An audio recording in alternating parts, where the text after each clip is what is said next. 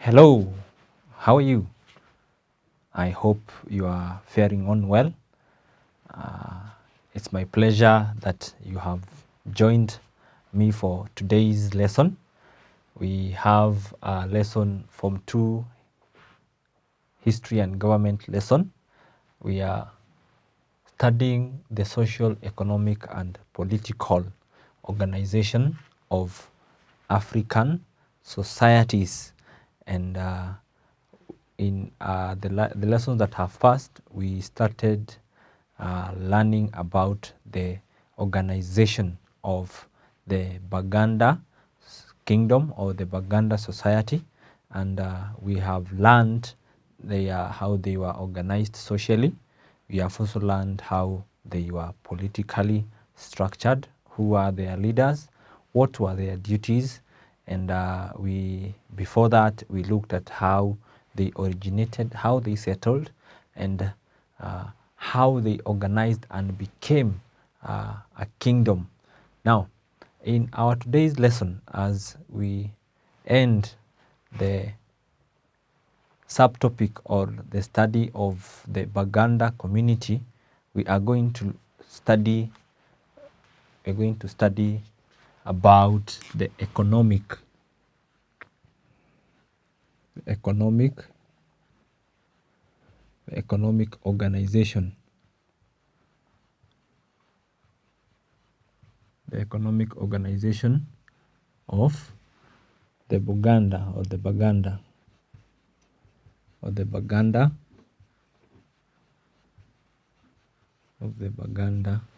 Kingdom, and then towards the end we shall look at the factors that led to the decline of the Buganda Kingdom. So my dear learner, in our today's lesson, we are going to understand, or we are going to interrogate, what were the economic activities of the Buganda Kingdom.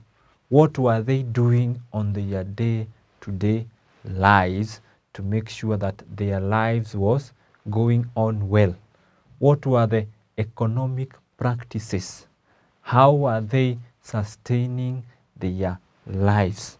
That is what we are going to study in our today's lesson. So, in the societies that we live in, what are some of the different activities that people engage themselves in so that they can have a comfortable life, so that they could be able to have food, so that they could be able to have a shelter, so that they could be able to be safe or maintain their lives? What are some of these activities that people do? You can discuss with the person you are watching with. You can tell your parents what are some of these activities people engage in. They are employed. That is today, they are employed. People engage in businesses. Very good. People engage in farming. Very good. Others keep livestock. Very good. Others offer services, right? For example, you have people who clean other people's houses. You call them house helps. Very good. That is the work they do to maintain their own livelihood. So there are different activities in the community that people engage themselves in to make sure that they are able, or their life is comfortable. So in our lesson today, we are going to answer the question, what were the economic activities that the Buganda people engaged themselves in to maintain their lives? So the first one that we are going to learn, or we are going to look at, is trading. Trading was one of their economic activities. The Buganda people, most of them were traders. So they were trading among themselves.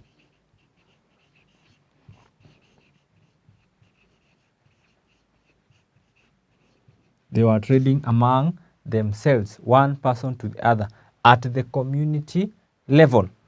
They exchanged goods.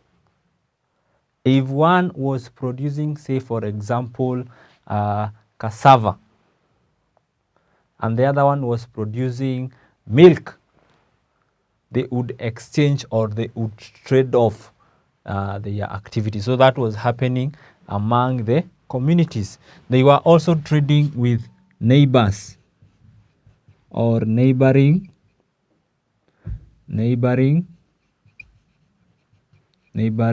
communities. Neighboring communities. Those people that were neighboring, that were near their borders. So they traded with them.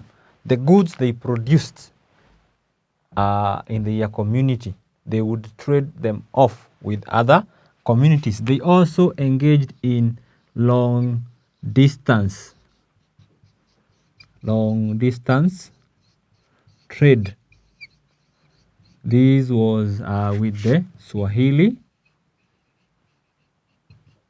of the coast and the Arabs. So these enabled them to get or acquire goods from outside the continent. Remember, the long distance trade engaged the Arabs and the Swahilis. The Swahili were the people who were living at the coast. So it led to introduction of new goods. For example, guns, was one of them. There was glassware and clothing that was introduced. Initially, it was not in the kingdom, but now because of the long distance trade, they were able to acquire these new goods. So the first economic activity of the Baganda was trading. The second one was farming.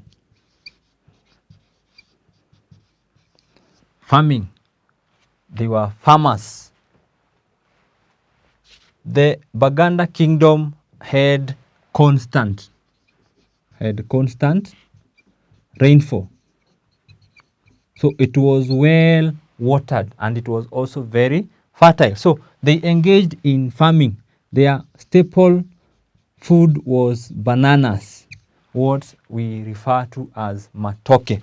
That was their staple food. Apart from that, they also engaged in the planting of millet.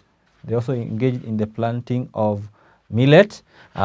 also had, apart from millet, we had sweet potatoes, right? That they produced. So they would get these goods, or they were producers of these goods. Apart from farming, they were also livestock keepers.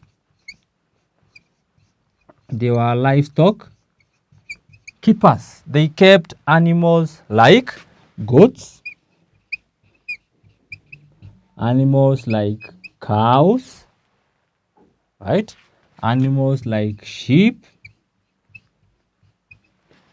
So they could get these animals for their hide. They kept them for their hide, for their meat, right? For their horns. These horns were used to make ornaments and other things.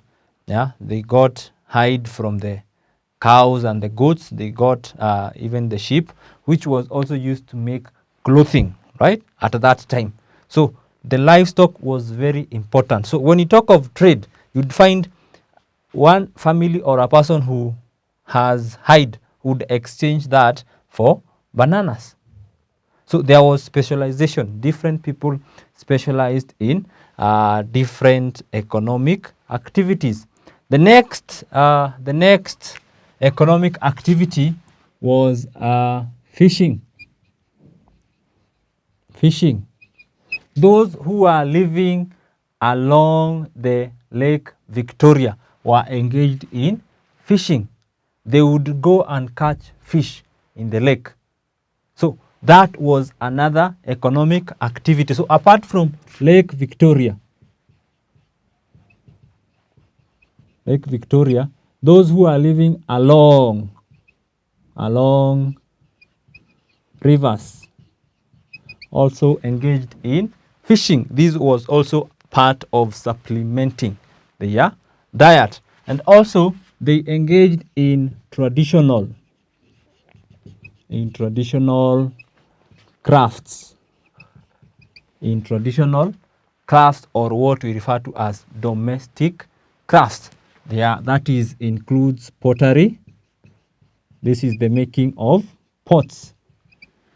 Pottery. They also were engaged in weaving. So along the rivers, you could find they would get things we call reeds. These reeds were used to make baskets. They were used to make nets that would be used in fishing, right? So that is weaving. So they would weave different things. They even had hats that were worn by the people. Pottery. Apart from pots, they would make utensils that were made of pot. For example, you could have a plate that is made of clay. So there were specialized people who made or who are specialized in making of these traditional crafts. They also made ornaments or beautification items. That is from the bones, from the pots. They could color them differently and make ornaments, which also they used to sell or exchange with other items. So that is about traditional crafts. Others were involved in iron working. They discovered the mining of iron and making iron implements. An example, they made hoes. These were used in farming. They also made knives. They also made arrows, which were used to protect themselves, or they were used by the army. So that was another economic activity, iron working. And as you learned in your topic on development of industry, there are different theories that explain, right? That explain the origin of iron working. So it is assumed that they discovered just a way of producing these iron implements that was very essential. So it became part of their lives. Also, there were others who specialized in boat making. They specialized in boat making. So they made boats and canoes that were used to travel across the Lake Victoria or along the rivers. So there are people who specialize themselves in making these boats and canoes that were very essential for people traveling across the Lake Victoria and even along the rivers. So it also emerged as a way of producing, or a way as an economic activity. And then lastly, my dear learner, they were hunters and gatherers. Hunters and gatherers. So they engaged in hunting and gathering. So they would go into the bushes. They would hunt for wild game, right? Wild game. So these included the antelopes, the rabbits in the bushes. So they would go and hunt for those wild game. They also gathered tubers and fruits from the bushes. So apart from engaging in farming and livestock keeping, they were also hunting and gathering to supplement what they were able to produce in their farm. So these are the economic activities, or this is how they were organized in their economy. There were those who are trading, and when you talk of trading, these trade activities were organized and were directed by Kabaka. We discussed that during political organization. So Kabaka controlled all the trade activities. Farming, the farmers were they were also farmers. The peasant, or the people who we refer to as the Bakopi, would be able to keep 1 or 2 animals, but Kabaka with the chiefs had very large cattle or very large herds of livestock. And also farming, most of the peasants were farmers, and then they used the slaves also in their farming activities. They also engaged in fishing and making other crafts, and also iron workings.